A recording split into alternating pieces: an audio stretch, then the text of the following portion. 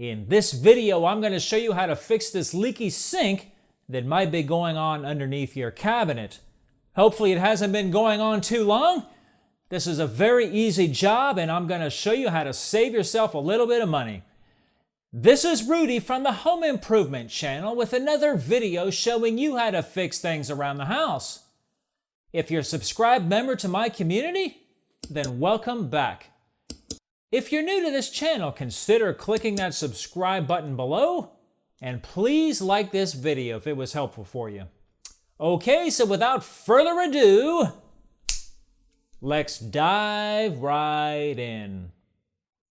All right, now as you can see here, this strainer basket is leaking like a sieve. This is a very simple fix. Your sink may or may not be leaking in the same place. Of course, they're all going to be different. You may have a leak from here, or mine is leaking from here, so that's the strainer basket, the whole thing.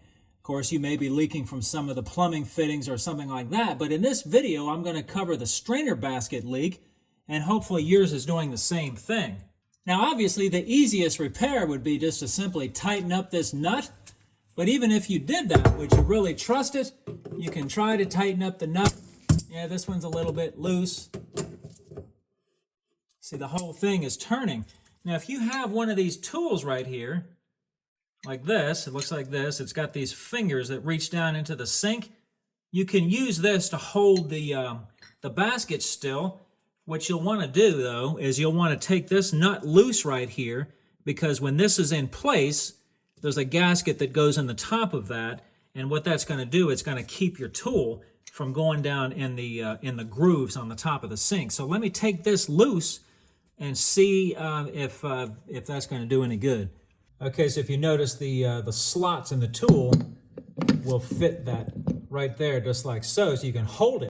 If you have somebody to hold yours, that would be helpful. I can also see a mistake they made. They didn't put the paper washer underneath the rubber washer right there, so even if this works, I'm not going to trust it. All right, holding. All right, that's about all I can get out of that. But you see what's happening is it's squeezing this rubber past the nut. So that's just useless. If yours has the paper washer, you can try to tighten that and see if it'll help. But if not, I would recommend changing the rubber washer, and the paper washer would be the cheapest solution. Or you can replace the whole strainer basket if yours is cruddy and old looking. All right, so they do make a wrench that fits these nuts on the bottom of this. I don't have one handy, so I'm just going to use a pair of channel locks. So just take the nut loose.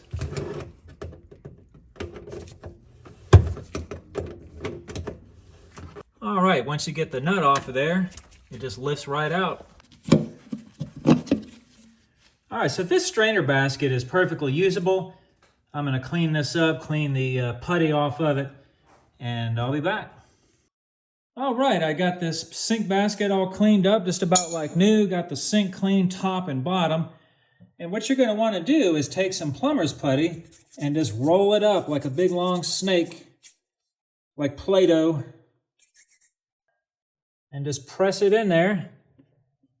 If yours is too short, you can add to it, but hopefully this will make it.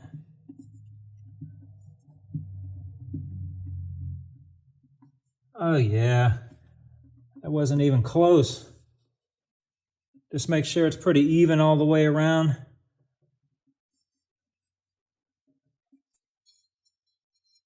And then just put your basket in there. Now if your basket's got any kind of letters or anything, you're going to want to make sure those are facing the way you want them. Just kind of press it down in there, just like so. And if you have an assistant, you're going to want to use this tool to help hold that, just like so. All right, so here's the new washer, the paper washer, and the nut. All right, the rubber washer goes to the sink, and then the paper washer goes in between the rubber and the nut. Just slip those in there. All right, once you get the nut started. Now, you don't want to make these too tight, because too tight is just as bad as too loose. You can squeeze the washer out like I showed you earlier, and that's just no good at all. So you gotta kind of have these at just about the right tightness. is the trick. Not a big deal, just don't over tighten it. You'll see the washer start to squeeze when it's getting too tight, then you got to stop. And like I said, they do make a wrench for this. I just don't have one with me, so these channel locks are a good substitute.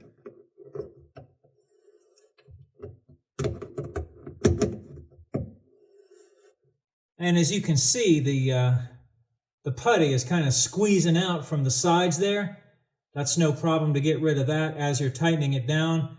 Just when you're done tightening it up, that'll just come right off. All right, you'll want to add just a little bit of dope right here to the drain hookup. That helps keep that sealed up real nice. All right, just wiped off the excess goop there. These don't need to be real tight at all. Just give it a little twist right there, and that's really about all it needs. And on this top, you can see it's squeezed out real nice. So just go around it like this with your finger, and that will come off very easy. And just clean that up to your satisfaction. All right, I'm gonna finish cleaning that up, and we're gonna run some water through it and make sure it still works. Okay, well, I don't see no leaky. We're gonna let this run a couple of minutes, make sure there's no leaks, but that's all there is to it, folks. I hope you enjoyed this video.